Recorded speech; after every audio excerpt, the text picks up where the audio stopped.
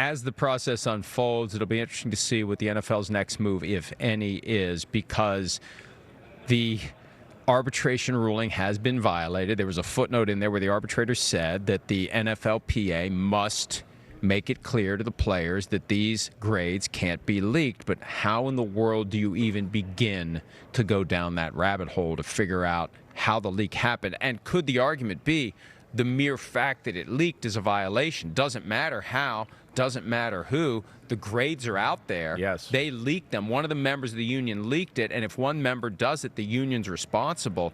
So the league could still do something. They sent out a memo last night. I got my hands on it. We posted the full content of it at PFT. You can find it there.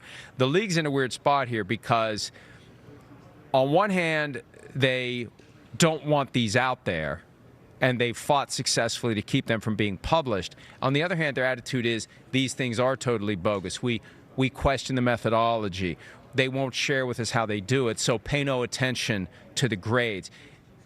To the teams, the message was seek feedback directly from your players and ignore the grades. So, okay, are you going to act like the grades bother you or not? Because if you think they're worthless, just tell the world, we don't care, put them out there. They don't mean anything. It's a bad methodology. It's just noise. We know directly what our players think. And at the end of the day, look, this is a tool for players to make good decisions in free agency. But at the end of the day, the money's what's going to drive that bus. Mm-hmm. Now, you may have to pay a little bit more, and I think that's what teams are trying to avoid. If you've got two teams after you, and one's an A and one's an F, Dolphins, Steelers. So let's say there's a free agent coming up. The Dolphins finish first. The Steelers finish last. What team is that guy going to choose? Yeah.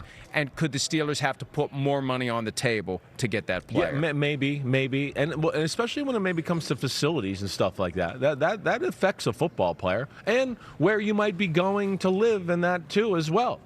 So, like, let's take there's Miami and then there's Pittsburgh, and they're getting the same contract, I think. And now that player who's talked to people around the NFL is going to go, wait, first off, Miami's fun to live in. Okay, that's cool. We know players like to be down there in that environment. Two, they're going to hear from other players, and maybe they get to go on a visit during free agency or whatever else, and they get to see the facility. They go, oh, my gosh, they treat you right here. They do it right. You go to the other place, and you go, damn, there's only 3 urinals over here for the whole football team? Like, okay, that's a little weird. And that certainly can sway in the favor of the team that the player realizes, hey, they take care of the players here. And because of the current approach, you don't get a chance to go walk around the facility. You've already agreed to terms. The deal is done. It's right back to that. By the time you get there, it's too late to turn back. Even if you would say, after you go to the new facility, as you're preparing to sit down for the social media photograph, holding the pen, getting ready to sign, if you say at the last second, I can't do this, what are you going to do?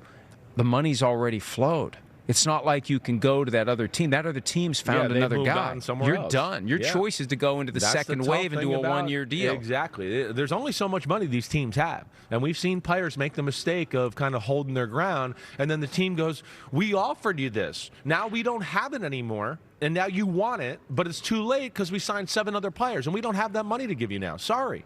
And that's when it comes down to, oh, man, okay, I screwed up, and I signed a one-year deal. But it's totally on word of mouth from these players. I'm reluctant to say this, but we always speak truth. There's a chance the Steelers are low-key cheap. There's a chance the Steelers are low-key dysfunctional. There's a chance that Mike Tomlin covered up a lot of stuff in Pittsburgh by his coaching abilities over the last 19 years. And there's a chance the cupboard is largely bare in Pittsburgh, and they're not going to have the tools to fill it up again. There's a chance that moving forward, this is going to be a problem in Pittsburgh, and they're going to be left in the dust in the AFC North. I think that's a real thing in the NFL. I think that's a real thing, and we've talked about this before, but the owners who have the real big money and the big cash, there's no doubt if you talk to coaches in football and all that, that's one of the secret advantages of the sport right now. The owner with big cash, let's talk about Stan Kroenke. Let's go there. He never has to worry about, oh, you want this for a signing bonus? Write the check. Boom, here you go. You got it right now. There you go. Another team, they go, whoa, wait, hold on. We got to split up that check a little bit. We'll give you some now. We'll give you some next year. We'll do that. So it's not in the player's pocket right away. We see with Stan Kroenke and the Rams, everything they do. Hey, we're going to have practice in Hawaii this week. We're just going to go to Hawaii, guys. We're going to go out there and do the last 3 OTAs at Hawaii. So and that's because he's got cash to do it. He's got that. So there is an advantage of that, and that's where you worry about the old mom and pop family businesses like the Steelers, that they might get left behind by the big money ballers. I mean, we're talking about Ross out in Miami, real estate, big money, right? New York City, Minnesota, the Wilfs. What did they make their money in? Either way, it's real estate. Real estate, New York City, big money. I knew it was New York City.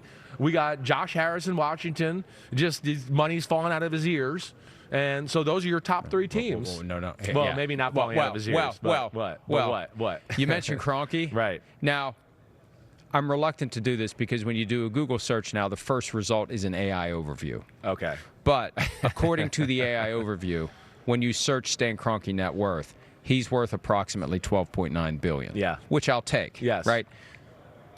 The group that owns the Broncos? Yeah, it's 72. 77. Right, something like that. And I've seen estimates that it could be over $100 billion. It's all that Walmart money, and it's a cluster of people who have made billions from the Walmart empire, and they are reinvesting. I'm surprised they aren't higher and higher. And they're one of the few teams that took criticism to heart and pumped money and changed it. Hell, they put in a new field preemptively. Yes. Not once it was shot.